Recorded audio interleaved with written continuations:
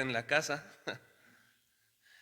Otra cosa que hacemos es que empezamos a trasnochar, no dormimos bien y por causa de la falta de sueño nos vamos al sillón y empezamos a ver la televisión o empezamos a ver el internet sin sentido. Y si le agregamos el mal comer con el mal dormir, empezamos a notar una disminución en nuestro bienestar físico muy fuerte. Y para terminar de completar el cuadro, cuando llega el domingo no tenemos deseos de ir a la iglesia porque estamos físicamente minados, mentalmente mal. Y descuidamos otro aspecto muy importante, el más importante, que es el apetito espiritual. Porque dejamos de leer la palabra de Dios y dejamos de orar y de tener comunión con Dios. Y en esta ocasión es mi intención, con la ayuda de nuestro Dios, el abordar el tema de la oración que produce gozo en la aflicción, ya que este es de lo que nos está hablando el texto del día de hoy. Es interesante ver que esta oración que se está elevando por parte del apóstol Pablo, se está elevando en medio de adversidad, ya que el apóstol estaba en Roma, estaba encarcelado y estaba en espera de un juicio el cual podía derivar en su libertad o en su ejecución. Y a pesar de estar en esta situación tan difícil, Pablo no dejó de orar. Y no es lo único que podemos aprender de Pablo, el no dejar de orar, sino que es importante aprender el cómo y el qué orar, el cómo y el qué orar. Y eso es lo que quisiera que viéramos hoy. Entonces, ¿qué le parece si oramos y le pedimos a Dios su dirección para que podamos aprender esto de su mano, de su palabra y guiados por su Espíritu Santo? Señor y Dios, agradecemos, Padre Celestial, porque nos permites estar aquí. Y Señor, reconocemos que necesitamos de su guía, de su dirección, que sea su Espíritu Santo el que nos lleve a toda verdad, que nos lleve a una novedad de vida, transformación desde nuestro interior, Padre Celestial, para que en todo seas tú glorificado, seamos nosotros más como Jesús y te demos a conocer a aquellas personas que siguen perdidas. Señor, de todos los que estamos aquí, reconozco que yo soy el primer necesitado y te ruego que quites de mi mente y de mi corazón toda mala intención, toda mala palabra, y yo sea solamente el instrumento que por tu gracia has querido usar para hablar a tu pueblo por medio de tu palabra. Oramos en el nombre de Jesús. Amén. Para ver esta situación de la oración, quisiera hacer un repaso rápido desde el verso 3. Y no tengo otra intención más que la de tomar todo el hilo de pensamiento de la oración de Pablo para poder llegar al punto que vemos en los versos 9 al 11, que es la petición de Pablo. Entonces esa es toda mi intención, poder refrescar todo el hilo de pensamiento y nada más. Entonces en el verso 3 va a ver usted ahí en Filipenses 1, verso 3, que dice Pablo: doy gracias a mi Dios siempre que me acuerdo de ustedes. Mientras Pablo esperaba su juicio en Roma, el que dijimos que lo podía llevar a la libertad o a la muerte, su mente se enfocaba en los hermanos de la iglesia de Filipos. Ahora, ¿qué es lo que él estaba recordando? En su caso usted puede ver Hechos capítulo 16. Ahí se habla del viaje misionero de Pablo que fue a Filipos. Ahora, el viaje a Filipos no fue muy placentero. Llegó, buscó en sábado donde se reunían las mujeres porque no había una sinagoga. Para que existiera una sinagoga se necesitaban mínimo 10 hombres. Al tener las mujeres la reunión junto a un arroyo, es que no habían 10 hombres creyentes. Comparte, Dios abre el corazón de Lidia, esta es salvada por el Señor. Después hay una joven que está gritando: estos son los siervos de Dios que traen el camino de salvación a anunciarlo.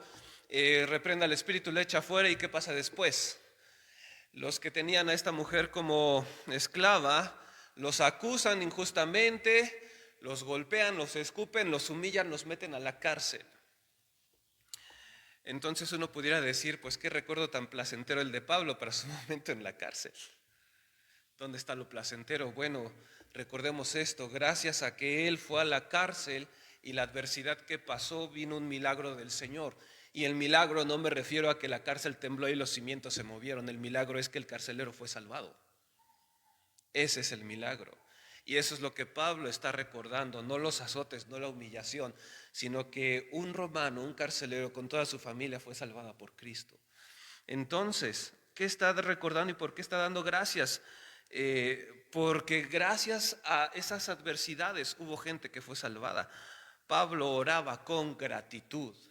Pablo oraba con gratitud y esta es la gratitud que él estaba elevando. Y nosotros podemos aplicarlo esto a nuestras vidas. ¿De qué manera?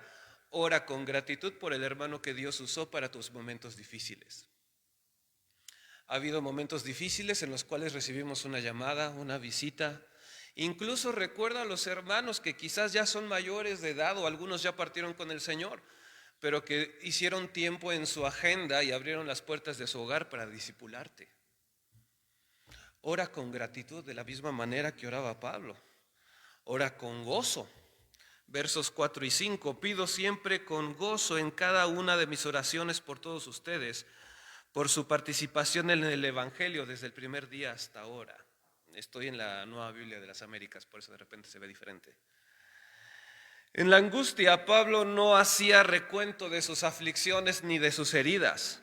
Tampoco se estaba quejando por todo lo que estaba pasando. En cambio, recordaba la obra de Jesús en su vida y en la vida de la iglesia. El hermano Warren Wiersbe comenta que Pablo recordó a Lidia y su casa, a la pobre chica esclava que había sido poseída por demonios y a los otros queridos creyentes en Filipos, y cada recuerdo fue una fuente de gozo. Oraba con gozo y agradecía a Dios por esa alegría que le había dado de participar en el Evangelio y ver gente que había sido salvada por el Señor. Para nosotros hoy sería interesante ver si mi vida es motivo de un recuerdo de alegría para los hermanos. Si me recuerdan con alegría e incluso oran y dicen: Señor, gracias por tal hermano que en su momento me habló, que en su momento me hizo ver que estaba mal, lo odié, lo mandé a volar, pero la verdad tenía razón, porque me habló con tu palabra. También sería muy interesante ver a quiénes recuerdo más. Si recuerdo más al hermano que me lastimó o recuerdo más al hermano que Dios usó para bendecirme. Por los que te lastimaron, perdónalos. Por los que Dios usó para bendecirte, agradece por ellos. Oremos con gozo, hermanos. Ahora bien, recordemos que no se trata de un aguantar por aguantar. Se trata de un descansar en la obra y en el carácter de Cristo. Este es el motivo por el cual Pablo menciona la participación de los hermanos en el Evangelio. Su alegría radicaba en ver la obra transformadora del Evangelio de Cristo en los hermanos a los que él les había predicado, a pesar de las circunstancias difíciles que él y los otros hermanos habían pasado. No se limitaba a una mera religiosidad. Precisamente la transformación de mente es lo que permitía a la iglesia el estar comprometidos con Cristo, de la misma forma que Pablo estaba comprometido. Charles Spurgeon comenta respecto de este pasaje lo siguiente: cada uno se sentía tan comprometido con la obra como su ministro. Estaban entusiasmados con la proclamación del Evangelio. Su corazón estaba con él cuando más necesitaba de su solidaridad. Por eso oraba con gozo. Mis hermanos, ¿cómo podemos tener gozo en las aflicciones cuando seguimos fieles al Señor? Y el hecho de que yo siga fiel al Señor me va a traer gozo a mí, pero voy a alentar también al hermano. Miren, no saben ustedes qué ayuda es y qué caricia del Señor cuando el pastor convoca alguna actividad y la iglesia responde. Y responde no tanto por el pastor, responde porque todos estamos buscando glorificar a Dios y que Él sea conocido. Y en medio de las dificultades, de las aflicciones, cuando seguimos comprometidos con el Señor, trae gozo a toda la iglesia. Para nosotros hoy, el verdadero nacimiento antecede al verdadero compromiso con Cristo. Esto lo lograremos cuando seamos realmente convertidos por el Señor y cuando has nacido de nuevo. ¿De qué otra manera oraba Pablo? Oraba con plena convicción. Mira el verso 6. Estando persuadido de esto, que el que comenzó en vosotros la buena obra, la perfeccionará hasta el día de Jesucristo. La palabra que tenemos como persuadido viene del griego peitó, que significa estar seguro de, tener confianza en. Por lo tanto, lo que le daba plena seguridad al apóstol en medio de su adversidad era esto: las promesas del Señor, el carácter de quien se lo estaba prometiendo y el creer en ello. Eso era lo que le daba plena convicción. Sabía de las promesas de Dios, creía en la persona que se lo estaba prometiendo, conocía el carácter de Dios, creía en ello. Esto es lo que le daba la seguridad. ¿Y cuál era la promesa de la cual Pablo se estaba aferrando? La promesa que Dios le había hecho: que el que comenzó en ustedes la obra, la perfeccionará hasta el día de Jesucristo, cuando Él nos llame a su presencia. Ahora bien, mis hermanos, la salvación es algo exclusivo de Dios, por lo tanto, la consumación de ella es tan segura que ya ha pasado y se completará en su totalidad gracias a Cristo, al momento que seamos llamados a la presencia de Dios. Esto le daba seguridad, esto le daba convicción. ¿De qué otra manera oraba Pablo? Pablo oraba con amor. Mira el verso 7 y 8. Es justo que yo sienta esto acerca de ustedes, porque los llevo, ¿en dónde? En el corazón. Entre el colesterol y el triglicérido en medio, ahí los llevaba el apóstol Pablo. ¿Cuál es el gozo que permanece en medio de la adversidad, hermanos? ¿Cuál es ese gozo que florece a pesar de las circunstancias difíciles? El que procede del amor profundo, auténtico y constante hacia el prójimo, tal y como Dios nos lo ha mandado en su palabra. Ahora bien, este sentir de Pablo no era superficial. La palabra que tenemos sentir se traduce de una forma griega cuyo significado fundamental es tener una actitud o disposición mental particular. Se refiere a un acto del intelecto y de la voluntad, y en algunas versiones se traduce el pensar. Entonces, el amor de Pablo a los filipenses no era un amor superficial, más bien era un amor razonado, un amor consciente, un amor voluntario. Charles Spurgeon dice lo siguiente: su amor a ellos no era el mero resplandor de la naturaleza, sino la llama de la gracia. Él veía tanto de Cristo en ellos que no podía dejar de admirarlos y amarlos. Se sentía seguro de que eran de aquellos que nunca retroceden a la predicación, sino que creen en la salvación de sus almas. Percibió que la gracia que estaba en él estaba en ellos también. Esa es la manera en que Pablo los estaba amando y estaba orando con amor, con mucho amor hacia ellos, porque él veía la obra de Cristo en ellos, y esa obra en ellos él podía percibir que Dios la estaba haciendo en él, a pesar de las circunstancias. ¿Ves por qué oraba con amor hacia ellos a pesar de su situación difícil? Estaba descansando en la obra del Señor. Nosotros pudiéramos pensar, en cuanto a este pasaje para nosotros en el día de hoy, si estaríamos dispuestos a pedirle a Dios que diera fe de lo auténtico y lo profundo del amor que tenemos hacia nuestros hermanos en Cristo. El examinarnos y ver si realmente los amamos de esta manera. Sería interesante pensar si amamos a los hermanos de tal manera que Dios produzca gozo en ellos por medio de la oración y la actitud que tenemos hacia ellos. Ahora hemos visto que Pablo oraba por la iglesia de los filipenses y oraba con gratitud, oraba con gozo, oraba con plena convicción y oraba con mucho amor. Y gracias a esto pudo enfocarse en interceder por ellos de la mejor manera posible. Nota esto, mi hermano: a pesar de la dificultad, Pablo no rompió su comunión con Dios. Él recordaba a los hermanos, recordaba la obra de Cristo en ellos, recordaba la obra de Cristo en él, recordaba que a pesar de sus situaciones difíciles, gente pudo conocer de Cristo y Cristo haberlos salvado, y todo eso lo llevó a enfocarse en una petición necesaria para ellos, y que yo espero que nosotros estemos orando en medio de esta situación difícil, mis hermanos. Todos, sin excepción, en el día de hoy estamos en una situación difícil. Esta situación de salud nos ha afectado a todos. ¿Qué pedir en medio de esa situación? Ya vimos cómo oraba Pablo, con gozo, con convicción, con amor. ¿Pero qué iba a pedir? Veamos la petición. Filipenses 1:9 dice: y esto pido en oración, que vuestro amor abunde aún más y más en ciencia y en todo conocimiento. Pablo incluye en su petición, en esta oración, una petición, y la petición es que la iglesia tenga aún más amor, un amor que se desborde de manera continua.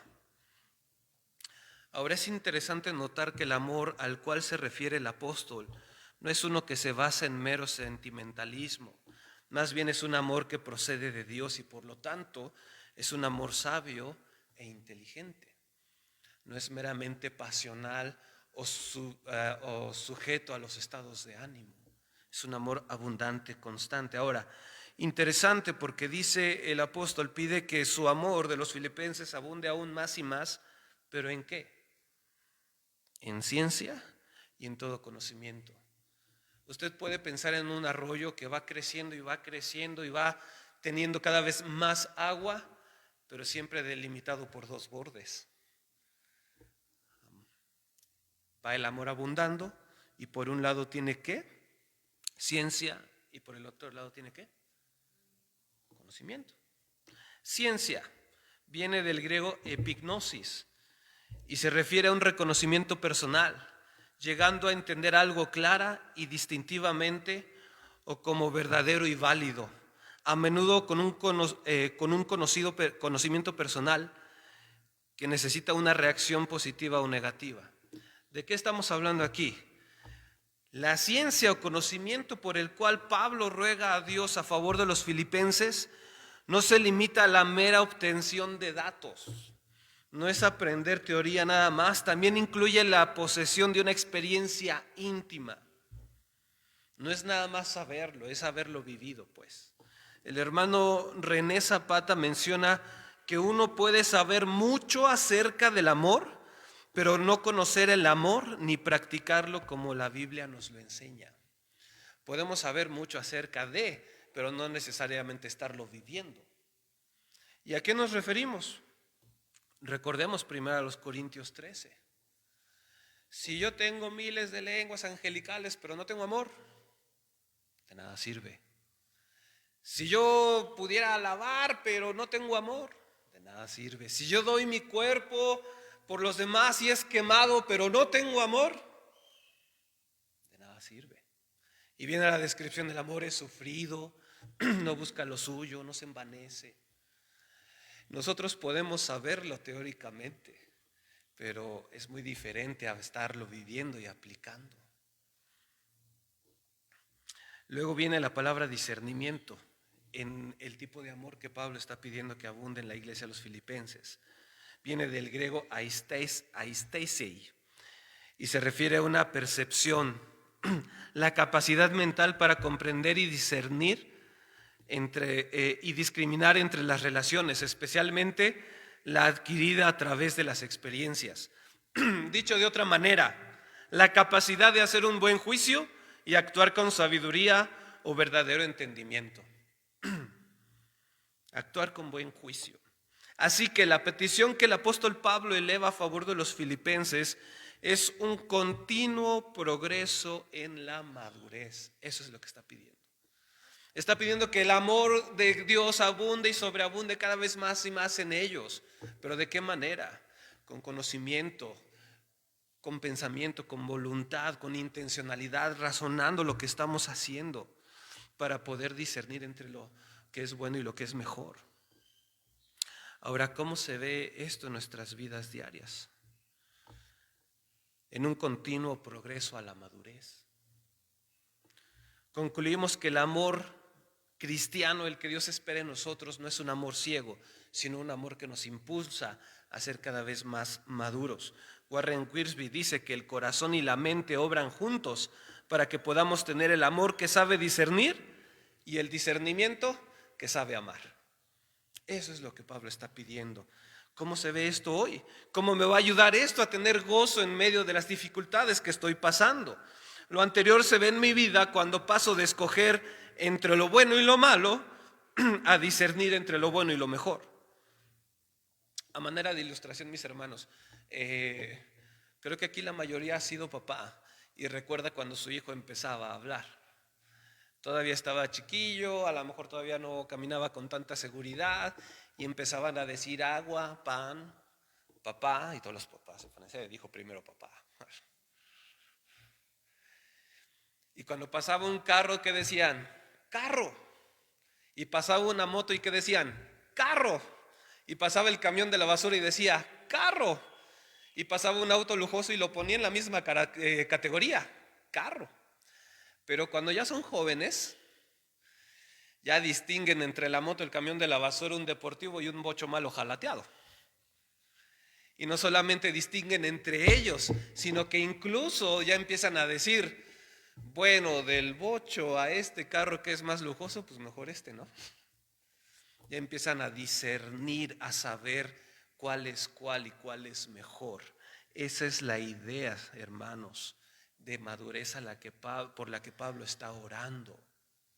No solamente que escojas entre lo que es bueno y lo que es malo. Debe haber un punto en nuestra vida cristiana que eso ya no es la disyuntiva. La disyuntiva es que es bueno y que es mejor. A esa madurez quiere Pablo que lleguen los filipenses, y todo dentro del marco del amor de Dios. Esa es la petición que Pablo está elevando. Pablo no era el tipo de personas que le gusta sufrir, pero sabía que lo mejor para él en el momento en el cual estaba escribiendo la carta a los filipenses era estar adentro de la cárcel, en el pretorio. ¿Por qué? Porque ahí es donde estaba cumpliendo el ministerio que el Señor le había encomendado. Recordemos, cuando Pablo es llamado por el Señor, lo llamó a predicarle ¿a quién? A los gentiles. Y estaba en Roma, ¿en medio de qué? De puro gentil. Y no cualquier gentil, en la cárcel, en el pretorio. El pretorio era una cárcel especial donde tenían a las personas que iban a ir a hablar directamente con el gobernante, con el emperador. Entonces estaba con soldados especiales, con generales especiales, iba a hablar con las autoridades de Roma, y en todo ello iba a cumplir el propósito de Dios para su vida. ¿Era bueno que saliera de la cárcel? Sí, pero en ese momento era mejor que estuviera adentro, estaba cumpliendo el propósito de Dios. Por eso tenía gozo. Por eso tenía gozo, por eso alababa a Dios. Por eso desde Filipos, a pesar de que lo golpearon injustamente, tenía gozo, estaba cumpliendo el propósito de Dios. No es un sufrir por sufrir, no es que me tengo que aguantar porque digo que soy cristiano. Sufro, aguanto, pero cuando sé que estoy cumpliendo la voluntad de Dios en el marco del amor de Cristo. Es diferente. Principio para nosotros. El gozo en medio del sufrimiento surge del amor de Dios, el cual nos permite distinguir cuál es la voluntad del Padre y elegirla por sobre todas las cosas, lo cual va a producir en nosotros un amor maduro. Lo anterior tiene una finalidad. Mira, Filipenses 1:9, y esto pido en oración, que vuestro amor abunde aún más y más, y en ciencia y en todo conocimiento. Verso 10, para que aprobéis lo mejor, a fin de que seáis sinceros e irreprensibles para el día de Cristo. A fin de que escojan lo mejor para que sean puros e irreprensibles para el día de Cristo. Básicamente el apóstol Pablo pide a Dios que el amor maduro sea producido en los filipenses y que tal amor sea puesto en un carácter cristiano igualmente maduro. Piensa en esta ilustración, mi hermano. Un buen diamante ha de ser engastado en un buen anillo de oro, ¿cierto? Un buen diamante ha de ser engastado en un buen anillo de oro. De igual manera, un amor maduro ha de ser colocado en un carácter maduro que soporta y pasa las pruebas. ¿Por qué debe ser así, mis hermanos? ¿Por qué un amor maduro debe estar en un carácter cristiano maduro? Imagine una buena elección con una mala actitud. Imagínelo usted, eligió bien pero tiene una mala actitud. Me explico, mis hermanos. Imagine usted a un esposo que provee a la casa económicamente y lo hace fielmente, pero que es áspero con su esposa y no le dedica tiempo a los hijos. Imagine usted, mi hermano, a una esposa que apoya al esposo en lo superficial, pero su actitud no es sumisa. Y siempre es bueno aclarar, sumisión no quiere decir que la mujer es tapete del hombre, valemos lo mismo delante de Dios. Imagine usted a un hijo que obedece, pero que no honra a sus padres. ¿De qué sirve? Vea las tortillas y ahí van con una actitud que luego los papás dicen, deja la servilleta, voy yo. ¿De qué sirve? Imagine usted una iglesia que tenga buenas actividades, pero que todas estas sean encomendadas en manos de personas que no tienen una vida santa, o peor aún, que ni siquiera tienen una vida espiritual. De nada serviría que estemos aquí, gloria a Dios, y en la casa nos llevemos. De nada sirve. ¿De qué sirve tener una buena elección con una mala actitud? Por eso el amor maduro que Pablo está pidiendo para los filipenses pide que sea puesto en una actitud, en un carácter maduro. Eso es lo que está pidiendo.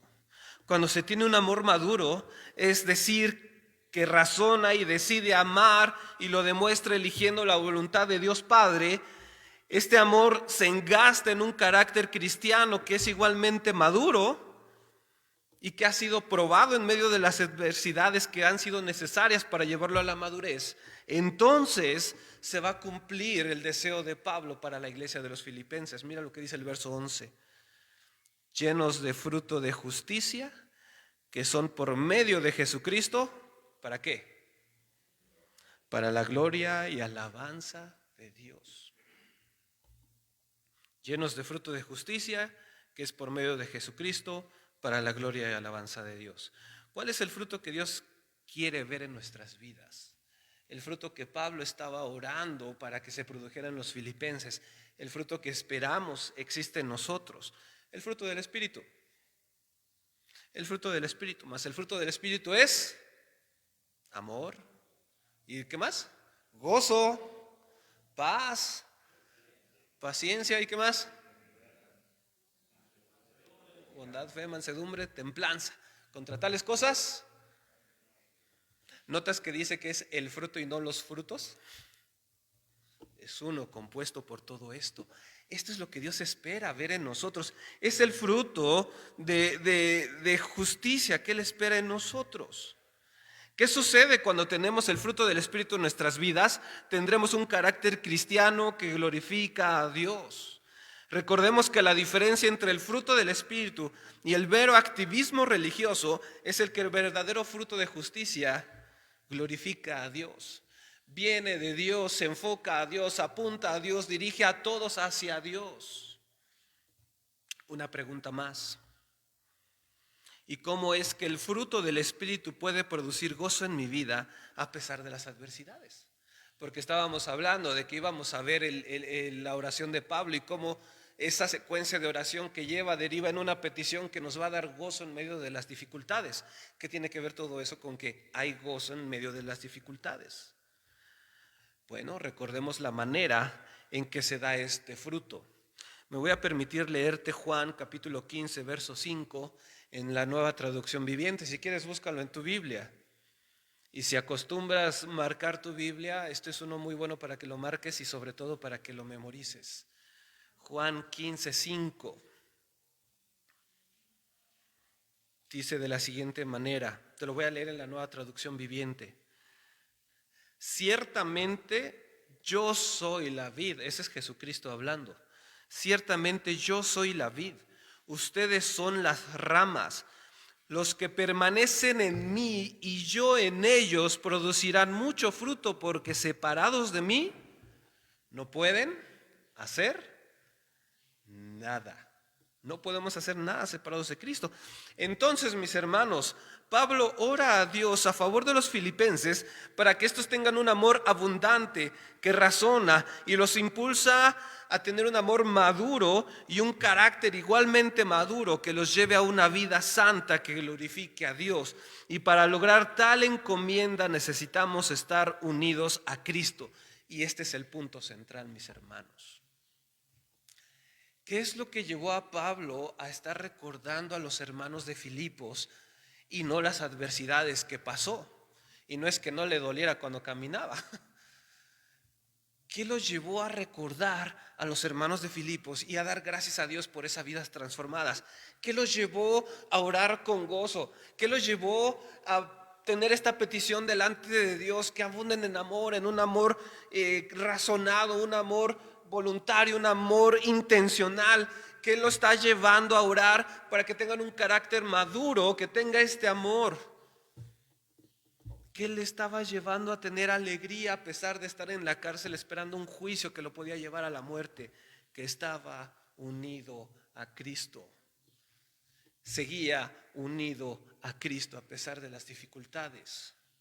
El gozo en la adversidad no se logra por mero aguante, sino por la unidad en Cristo. Por lo tanto, el gozo viene de estar unidos en Cristo. Mi hermano, en la adversidad se trata de estar gozosos en Cristo. Y este es el punto de toda esta oración que se viene dando: gozosos en Cristo. Cuando tú y yo oramos recordando a los hermanos, estamos recordando lo que Cristo ha hecho. Señor, gracias por lo que hiciste a través del hermano. Cuando recordamos a un hermano y lo recordamos con alegría: Señor, gracias porque salvaste a aquel hermano y a través de él me has bendecido. Cuando oramos pidiendo que el Señor ayude a nuestros hermanos a salir de sus dificultades, Señor, rogamos que le des sanidad, que le des trabajo, que le ayudes en su situación emocional, que le ayudes en su situación, la que tengas. Pero sobre todo orar, Señor, y que te conozca. Señor, y que vea que eres real. Señor, y que vea que su fe en ti no es en vano. Señor, y que al final esta situación lo lleve a glorificarte. Y entonces vamos a tener gozo en medio de la adversidad. Y entonces vamos a seguir orando y rogando: Señor, sosténme. Sosténme tú, porque tú eres fiel a tu promesa, tú eres fiel a ti mismo, y lo que me has prometido en tu palabra es real, se ha cumplido y se cumplirá cuando me lleves a tu presencia. Es entonces cuando tendremos gozo en medio de la adversidad. Mis hermanos, para concluir, en esta semana deja que Dios utilice las circunstancias que estás pasando en dos sentidos. Número uno, que te acerque a los hermanos. Deja que las circunstancias Dios las utilice para acercarte al hermano. Hermano, no se puede por el COVID. Perfecto, háblale por teléfono. Perfecto, ten una videollamada. Mis hermanos, ayer nos reunimos vía Meet, ¿sí se llama así la plataforma? Okay. Con algunos hermanos, porque queremos arrancar la cuestión de los matrimonios. Y la primera reunión de ayer fue en dos sentidos. Número uno, para pelearnos con la plataforma, andarle picando y viendo cómo funcionaba la cosa. Número dos, para ver cómo estábamos. Y fue tan hermoso estar conectados. Fue tan hermoso escuchar: hermanos, Dios nos ha protegido. Hermanos, nos sentíamos mal, pero ya nos sacó adelante. Gracias a Dios hoy está aquí nuestra hermana Esther, pero les ganamos el gozo porque desde ayer ya platicamos con ella por medio de esa reunión y escuchar cómo Dios la ha sostenido. Y eso nos produce gozo a pesar de las circunstancias difíciles. Deja que la situación que estás pasando, Dios la use para que te acerques al hermano. Llámale a alguien en esta semana y ora con él. Hermano, ¿y qué le digo? Pues si no sabes qué decirle, no le digas nada, pónganse a orar, como lo hizo Pablo. Hermano, vamos a agradecer que pues al menos le supimos picar esta cosa y nos estamos viendo. ¿En qué otro sentido? Deja que Dios utilice las circunstancias que estás pasando para que seas moldeado más a la imagen de Cristo. Mira, estamos orando por sanidad para muchos hermanos de la iglesia. Es duro y es sorprendente ver que las peticiones en general de la iglesia son: oremos por un hermano que tiene COVID, ya sea de la iglesia o familiar. Oremos por la restauración del hermano que le dio COVID. Y oremos por el hermano porque quedó muy gastado económicamente por causa del COVID. En general, de 10 peticiones, 8 son así. En medio de esa circunstancia, oremos para que el Señor ponga en esos hermanos y en nosotros un amor maduro, que forje en nosotros un carácter maduro para la alabanza y la gloria de Dios. Está bien que pidamos la solución a los problemas, pero no dejemos de pedir por esa madurez en amor y en carácter. Mira, yo quisiera terminar contándote una experiencia personal. Yo sé que parezco un pan de Dios salido de la Cardona, pero hubo un momento en el cual no era así. Para los que nos están viendo, la Cardona es una panadería muy buena aquí en San Luis. En Pozos, en Villa de Pozos, fracción de San Luis Potosí. Ahí luego los llevamos. Pero no siempre fue así. Hubo un momento en el cual yo iba a la iglesia y era muy religioso en ir a la iglesia, pero realmente yo no era salvo. Y como tal, pues cuando tú no estás agarrado del Señor, ves todos los defectos de la iglesia y muchos de ellos eran ciertos. Total que yo estaba súper peleado con la iglesia, de tal manera que me alejé y el Señor nos llevó a congregarnos a otra iglesia que quedaba como a 2 horas de mi casa, pero yo iba a aquella iglesia. Y me decían, ¿y por qué vas a aquella iglesia? Pues porque nadie me conoce, pero bueno. Y estando en aquella iglesia yo pasé una situación bien difícil, bien dura, hace 13 años. El Señor llamó a mi papá a su presencia. Y ya nada más vivíamos mi papá, mi mamá y yo. Mi hermano, que me lleva 8 años, estaba en Reynosa y mi hermana, que me lleva 10 años, estaba en McAllen. O sea, hace que todos los trámites me los aventé yo. Y fue un momento inesperado. Y de repente, cuando se hace el servicio fúnebre, se hizo en otra iglesia que quedaba más cerca de casa, a la cual habíamos asistido un tiempo. Yo nada más me acuerdo que yo le avisé a una persona, mi mamá le avisó a otra persona de los hermanos de la iglesia que papá había fallecido y llegaron como 4 iglesias. Yo no sé quién les habló. Mi mamá le habló a una persona y yo le hablé a una persona nada más. Y llegaron como 4 iglesias. Estos hermanos que estaban a 2 horas de la casa llegaron. Y yo ahí entendí el propósito de la iglesia. Dije, sí es cierto, Señor. En medio de las dificultades, tú nos consuelas y nos das alegría a través de la iglesia. Y gracias a ese trato duro que Dios tuvo conmigo, me llevó a convicción de pecado y me llevó a salvación. No en ese mismo momento, pero empezó a tratar conmigo. Y tuve gozo en medio de la aflicción. Tuve gozo en medio de la pérdida de mi papá. Porque empecé a tener el gozo en Cristo, no en la circunstancia, no en las personas, en Jesús. Y lo vi a través de los hermanos de la iglesia. Igual que Pablo, no dejes de orar. Ora por el hermano, agradece por él. En lo que te sea posible, ponte a la orden. Y en tu petición, sí, Señor, ayúdame con esta cuestión de salud, esta cuestión de dinero, esta demanda, esto, lo que traigas encima. Pero sobre todo, dame un amor maduro y un carácter cristiano templado para la alabanza y la gloria de tu santo nombre. ¿Te parece si oramos? Y en esta oración te invito a que oremos en 2 formas.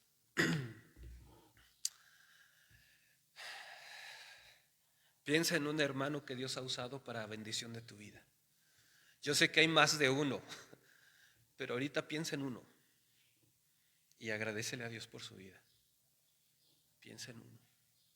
Si en esa oración se te está atravesando alguien que te lastimó, ora por él y perdónalo. Y luego ora por el hermano que Dios usó para bendición de tu vida. Yo sé que hay muchos, pero ahorita uno. De la manera que Pablo oró, Señor, y te agradezco por tal hermano. Aunque ya esté en la presencia del Señor, agradécele por su vida. Y después, ve ante Dios y la petición que te está haciendo caminar pesadamente, ponla en manos de Dios. Y sí, pídele de su misericordia para la solución de esa situación, pero sobre todo que en ello tu amor en Cristo abunde y tengas un carácter cristiano para recibir un amor maduro. Señor, hay tantas personas que usaste para que pudiera llegar a los pies de la cruz. Y Cristo y solamente Cristo fue quien me salvó. Pero yo te agradezco, Señor, por aquel pastor en Ciudad de México, en Atizapán, que en su momento tú utilizaste. Ruego que lo sostengas, ruego que le ayudes en su ministerio. Y que en esta situación difícil y que yo sea quedado minado en su salud, le fortalezcas y le sostengas para que siga siendo usado por ti para bendición de otros. Gracias por todos los familiares que estuvieron orando por mí, Señor, para que en tu misericordia me salvaras. Y gracias por Cristo, porque a través de Él me has salvado. Padre, ahora rogamos en el nombre de Jesús que tomes las peticiones de esta iglesia, Señor. Hay tanta necesidad, Señor.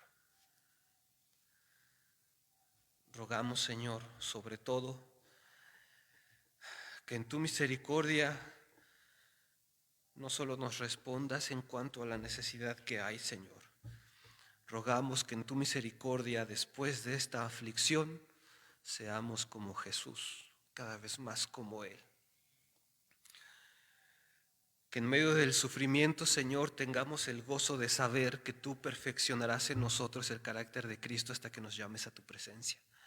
Que no nos vas a soltar, que el medio de santificación que estás usando nos va a llevar a glorificarte, Señor. Padre, solos no podemos, separados de ti no podemos hacer nada. Por lo tanto, rogamos que en medio de estas situaciones difíciles nos ayudes a permanecer unidos en Cristo, Señor, para la alabanza de tu nombre, Señor, para que seas glorificado, para que seamos usados por ti, Señor, para bendecir a otros y para que otros te conozcan. Señor, que esta situación difícil que mis hermanos están pasando, tú la uses como usaste el encarcelamiento de Pablo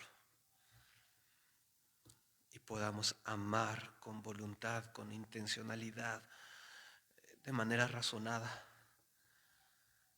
para tu gloria, Señor. Oramos agradecidos porque sabemos que nos escuchas. En el nombre de Cristo Jesús. Amén. Vamos a tener un canto más, mis hermanos. Le invito a que se ponga en pie y adoremos al Señor y digamos: Señor, gracias. Gracias por Jesús.